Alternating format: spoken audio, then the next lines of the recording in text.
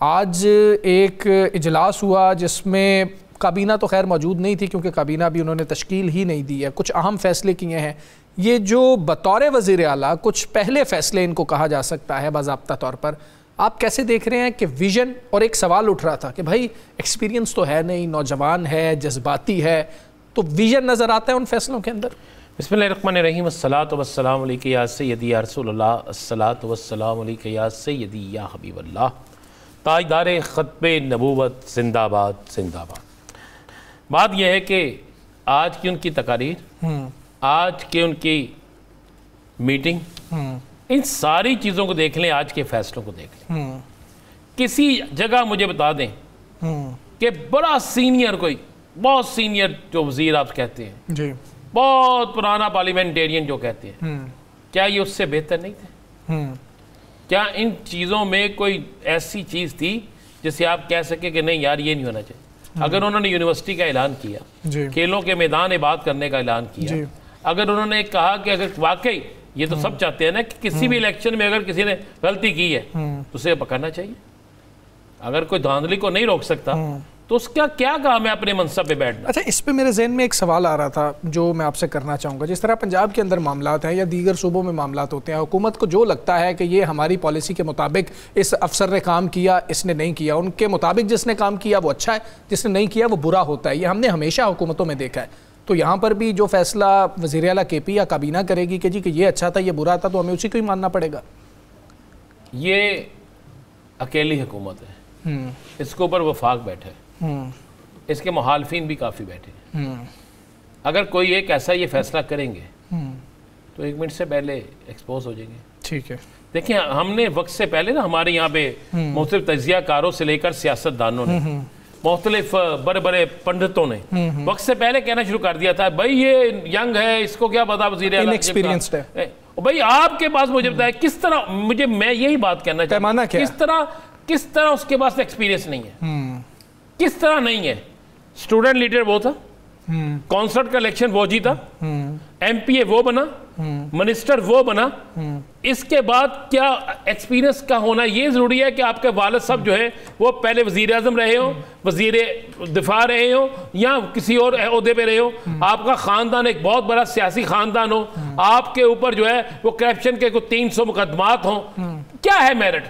Merit تو یہی ہے. دیکھیں آج دنیا کے اندر ڈسکس ہوتا ہے ترکیہ, جی ترکیہ کا وزیر اعظم جو ہے طیب اردوان صاحب, وہ کہاں سے نکلا؟ بلدیاتی نظام سے نکلا. جی جی ایسی ہے. ٹھیک, اسی طرح ایران کا ایک صدر بلدیاتی نظام سے نکلا. اسی طرح آپ مختلف جگہوں پہ دیکھیں نا, مثلا آپ امریکہ کے اندر دیکھ لیں, کلنٹن کا ٹرمپ کا سب سے بڑا مخالف ایک بلدیاتی ادارے کا سربراہ ہے. سر بزدار صاحب بھی بلدیاتی نظام سے نکلے تھے, اور رانا تنویر صاحب بھی کہہ رہے ہیں کہ یہ بزدار 2 ثابت ہوگا. کہہ رہے ہیں, ہاں, تو ان کو خوش ہونا چاہیے. ہاں ان کو یہ بات بھی ٹھیک ہے, ان کو خوش ہونا چاہیے. ہاں بھائی پھر کہ گڈ گورننس نہیں ہوگی آپ کے لیے تو فائدہ. خوش ہونا چاہیے. کیوں نہیں خوش ہوتے؟ پھر تو ان کو بنگلے ڈالنے چاہیے کہ آنے والے وقت میں کے پی میں ان کی حکومت ہوگی.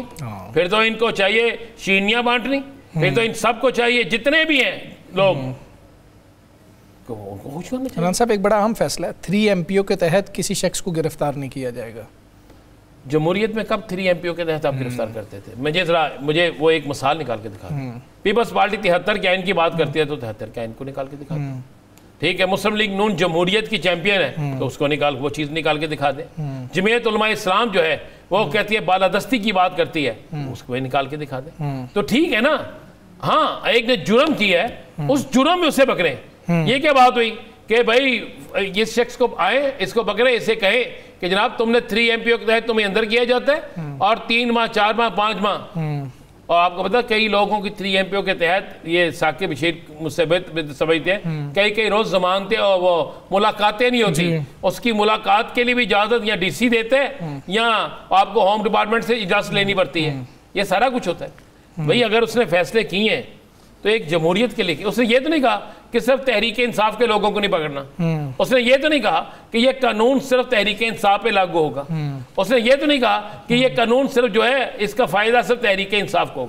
بھائی ہیلتھ کارڈ ہے تو پورے کے پی کے لیے ہے, اگر گراؤنڈ ہے تو پورے کے پی کے لیے ہے, اگر یونیورسٹی ہے تو پورے کے پی کے لیے ہے, اگر وہاں پہ تفریحی مقامات ہیں تو پورے پاکستان کے لیے ہیں. اگر وہاں پہ کسی کو کوئی سہولت ملے گی تو سب کے لیے ملے گی. بھائی ہمیں اپریشیٹ کرنا چاہیے.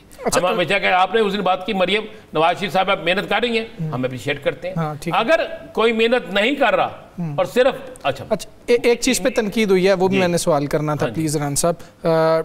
ٹرانسفر کے لیے جو سفارش کلچر ہے, انہوں نے کہا جی کہ اب میں چاہتا ہوں کہ اس کا مکمل خاتمہ کیا جائے. ساتھ انہوں نے اس طرح کی جو باتیں کی ہیں, 13 سال ہو گئے تقریباً کے پی کی گورنمنٹ ہے وہاں پہ. اس پہ یہ سوال اٹھا, سوشل میڈیا پر بھی چل رہا تھا بہت زیادہ, کہ بھائی 13 سال میں آپ ختم نہیں کر سکے, آپ لوگوں کی حکومت تھی, تو اب آپ ایسا کیا تیر ماریں گے کہ آپ ختم کر لیں گے؟ آپ کو یہ والا فیصلہ کیوں کرنا پڑا؟ اس پہ تنقید ہوئی ہے, آپ اس پہ کیا رائے رکھتے ہیں؟